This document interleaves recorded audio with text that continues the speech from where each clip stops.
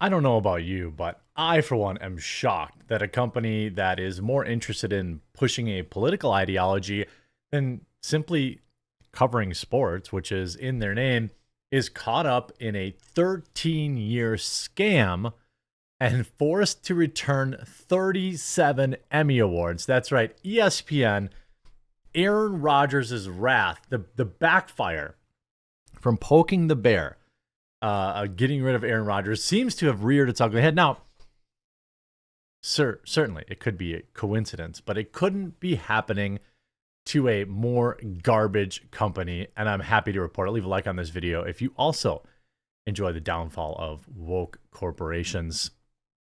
This comes from Tim Young. Shocker, another woke company was scamming the public.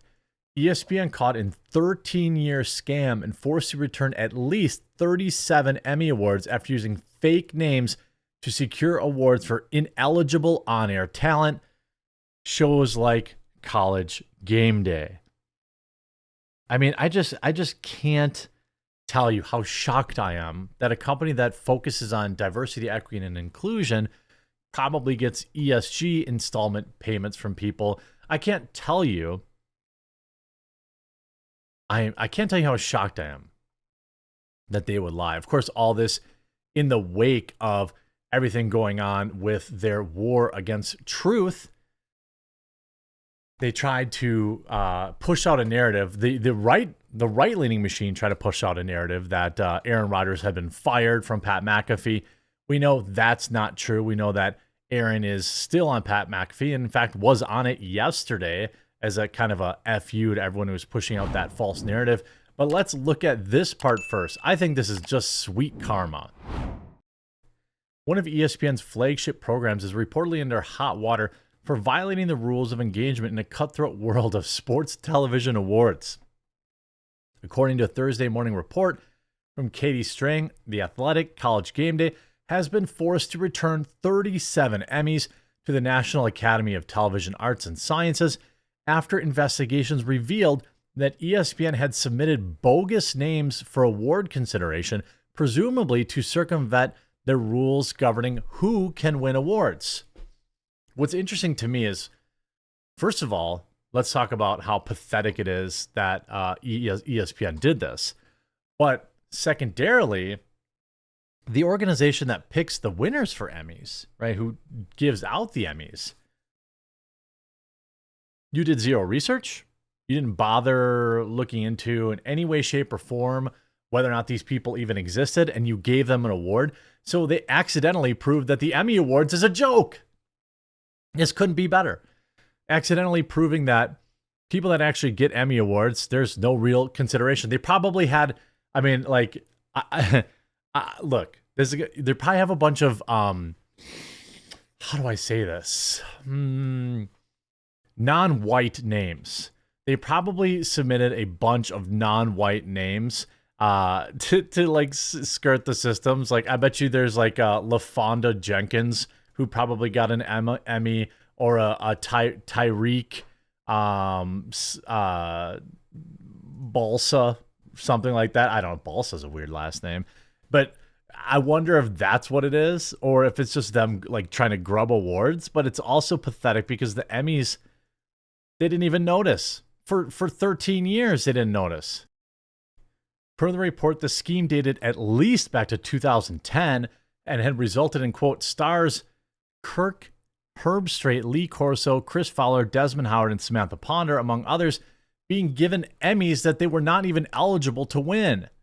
Under the rules, on-air talent was not eligible to win 2 awards for the same work until 2023.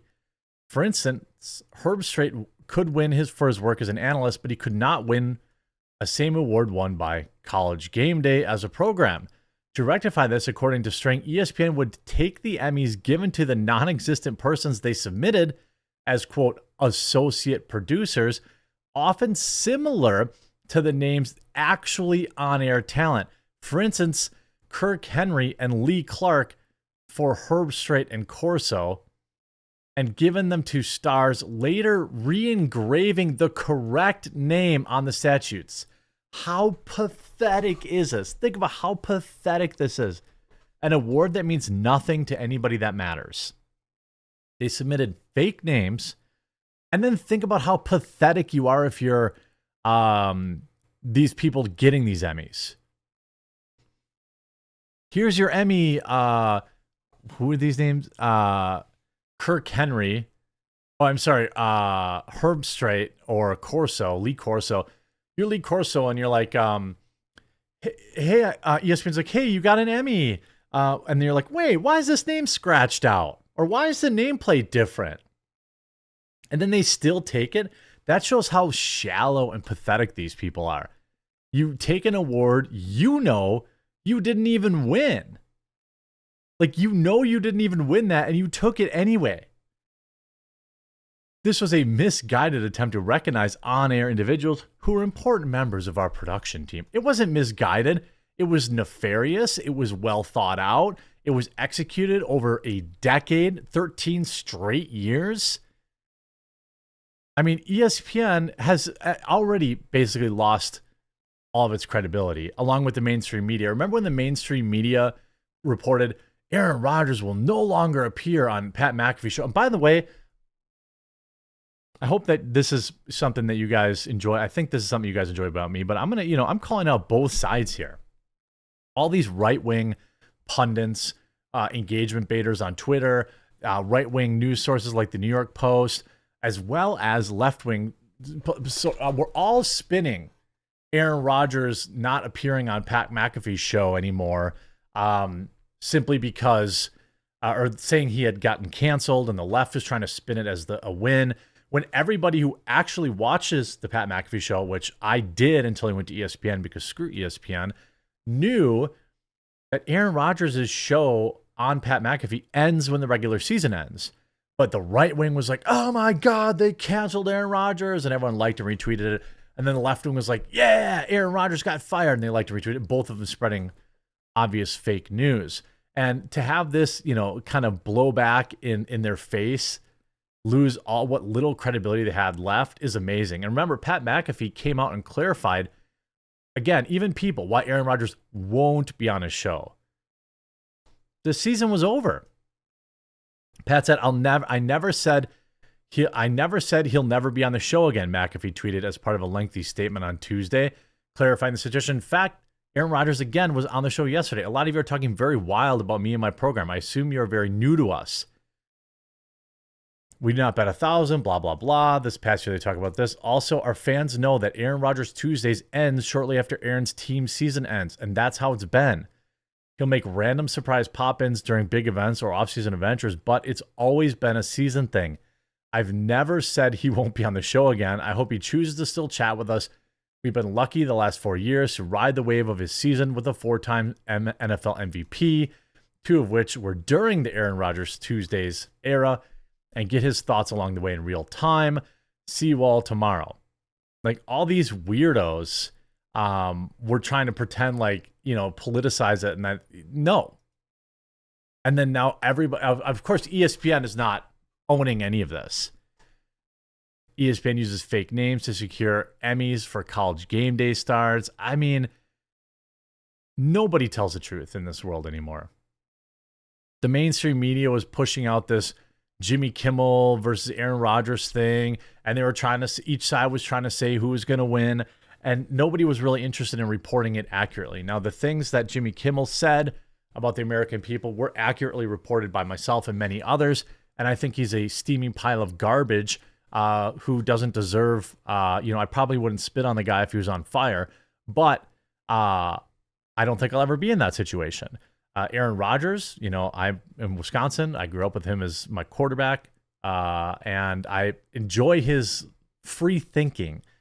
The connection to all of this, by the way, all of this seems to be related to the Jeffrey assertion that Aaron Rodgers makes this Jeffrey claim. All hell breaks loose. We find out that ESPN's been lying for years, trying to get fake awards. It's absolutely pathetic in every conceivable way. I hope that you're enjoying my coverage. I hope that you appreciate that I try to be non-biased, or at least admit my biases when they come up. And I hope if you made it this far in the video, you'll consider joining my coffee club. We only have a few spots left. By the way, we roast our own beans. This isn't some drop shipping crap where they just stick their sticker on it. We roast our own stuff. We fulfill our own orders. We have our own customer service. We have our own facility.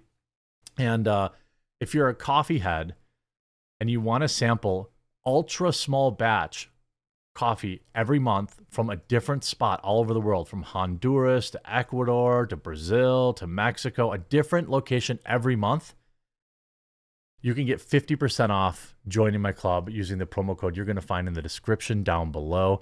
There are only a few limited spots left. You can see, obviously, everybody who's in the program. Hardly anyone ever leaves it. That's why when we have spots open up, it's kind of a big deal.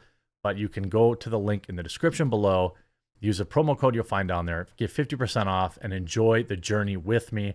I'm also a member of the club. I enjoy getting my bag every month. And we'll talk to you again real soon.